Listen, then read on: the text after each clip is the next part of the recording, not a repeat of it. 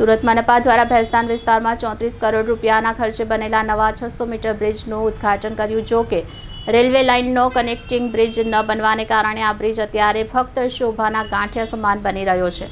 લોકો બ્રિજ પર ચડીને બીજી બાજુ ઉતરે છે, પરંતુ આગળ રેલવે ક્રોસિંગ ન હોવાથી પાછા ફરવું પડે છે.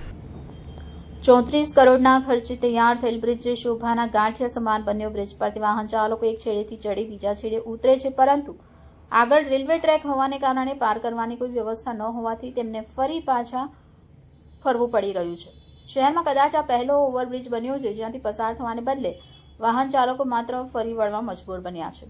વડોદ તરફથી સિદ્ધાર્થનગર તરફ ઉતરતા રેમ્પ બાદ તરત જ રેલવે ટ્રેક આવે છે. સિદ્ધાર્થનગર રેલવે બ્રિજનું કામ હજુ માત્ર 56% પૂરું થયું છે અને આ કનેક્ટિવિટી પૂરી થવામાં હજુ અંદાજે 2 વર્ષ લાગી શકે છે તેમ છે. પરિણામે હાલ ખુલ્લો મુકાયેલો બ્રિજ ઉપયોગી બનતો નથી. સ્થાનિક મજાકી અંદાજે કહે છે કે જેમ બાળકો લસરપટ્ટીની મજા લેવા દાદર ચડે અને નીચે ઉતરે, તેવી જ રીતે વાહન ચાલકો આ બ્રિજ પર ચડી ઉતરી ફરી પાછા જાય છે.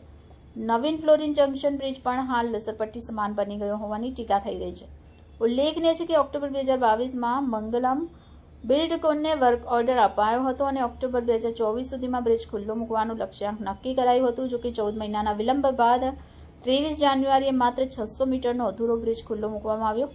2019ના વર્ક ઓર્ડર મુજબ સિદ્ધાર્થનગર રેલવે બ્રિજ 2.5 વર્ષમાં પૂર્ણ થવાનો હતો, પરંતુ આજે 7 વર્ષ પસાર થયા છતાં કામ અધૂરું છે. કામમાં થયેલ વિલંબને કારણે પાલિકાની તિજોરી પર 15 કરોડ રૂપિયાનો વધારાનો બોજ પડ્યો છે અને સમગ્ર પ્રોજેક્ટનો ખર્ચ 59 કરોડથી વધી 74 કરોડ રૂપિયા સુધી પહોંચી ગયો છે.